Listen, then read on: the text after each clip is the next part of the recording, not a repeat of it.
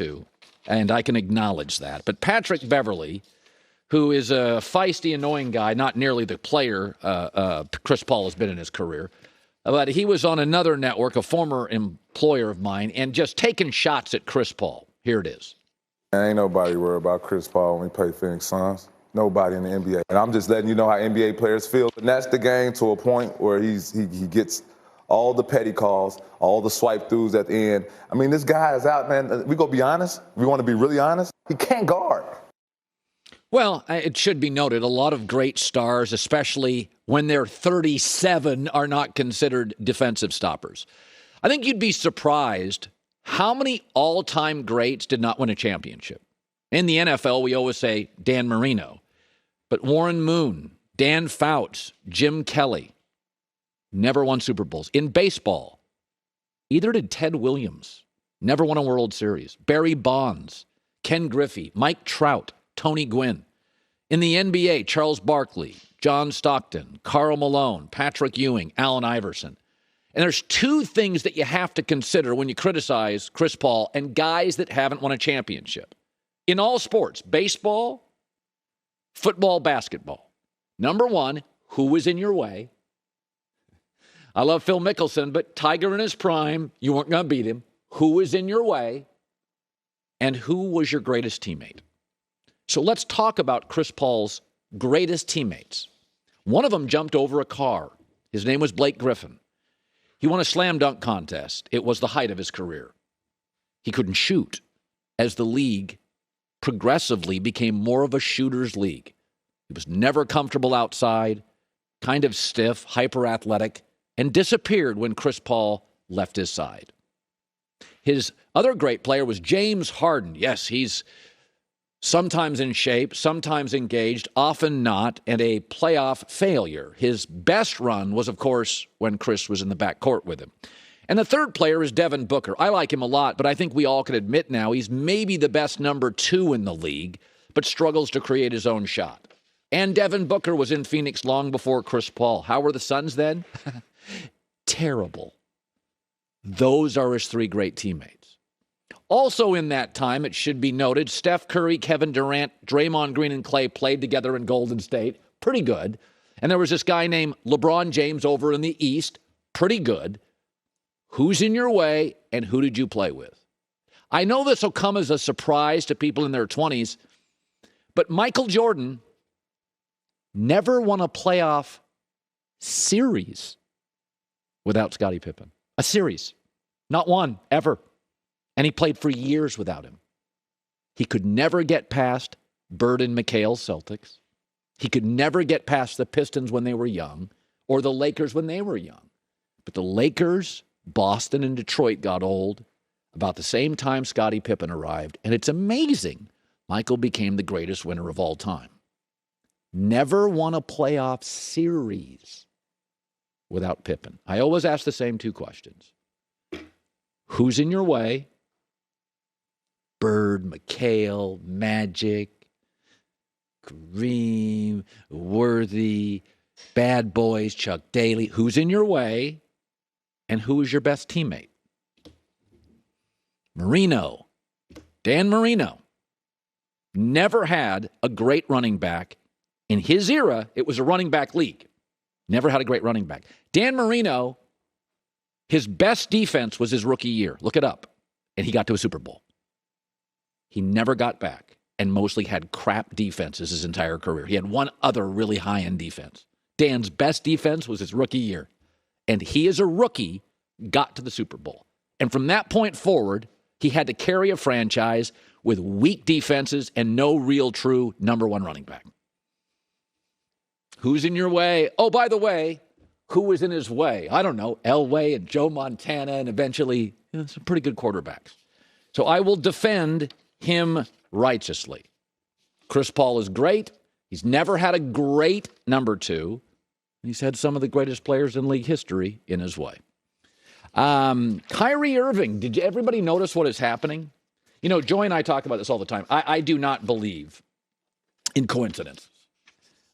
Things happen for a reason. And when a bunch of stuff happens in a very short period of time, It's not only not a coincidence, it was planted. People want it out. Have you noticed what has happened in the last week with Kyrie Irving? That's coming up. Hustler Turf is the brand lawn care professionals trust when it comes to premium zero-turn mowers to run their business. And with a powerful lineup of residential mowers, us weekend Joes can play along, work along right there too. To find a Hustler dealer, it's not difficult. All you have to do is call pound 250 from your cell phone. That's it. And say the keyword. Best Eastern Conference basketball franchises in the last 25 years. We went and looked this up this morning. And the winning percentages, the titles, the NBA All-Stars, I mean, across the board, it's almost even. They both win about 55% of their games. They both have had 35 All-Star appearances. But one has 3 titles and one has 1 title. And, of course, there's a reason for that. And his name is Dwayne Wade. And Boston's been searching for their Dwayne Wade. It's never been a great free agent hub. NBA players, given the choice of the weather in Miami, the taxes or lack thereof, the aqua water, have historically, whether it's Gary Payton, whether it's LeBron, Chris Bosh, whether it's Shaq, people choose Miami generally over time. Pat Riley's also been one of the great architects in American professional sports history.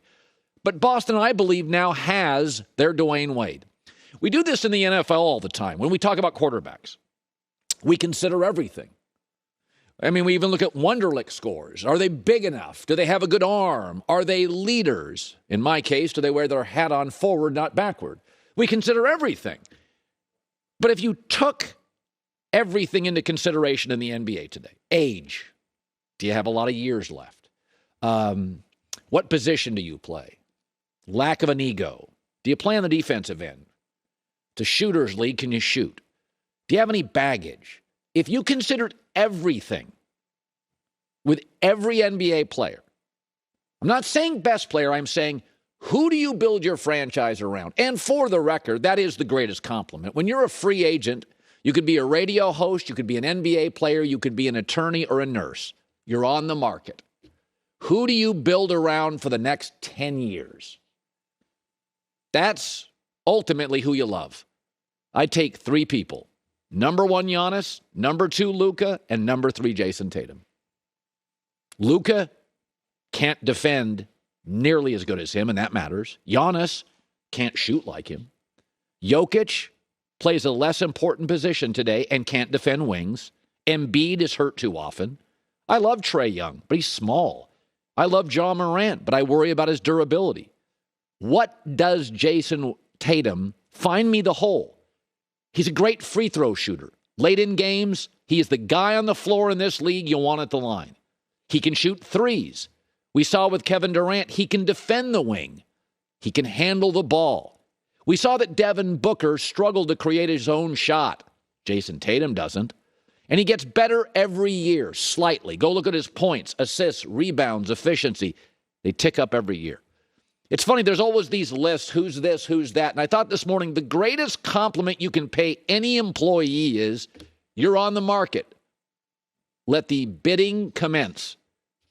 Giannis, Luka, Tatum. Doesn't have baggage, no ego, plays both ends, plays the right position, can handle it, could bring it up, score on the wing, defend the wing. I don't know if he's the 3rd best player in the league. I don't know. But Devin Booker, there's a guy that struggles to create his own shot. Ja Morant, will he stay healthy?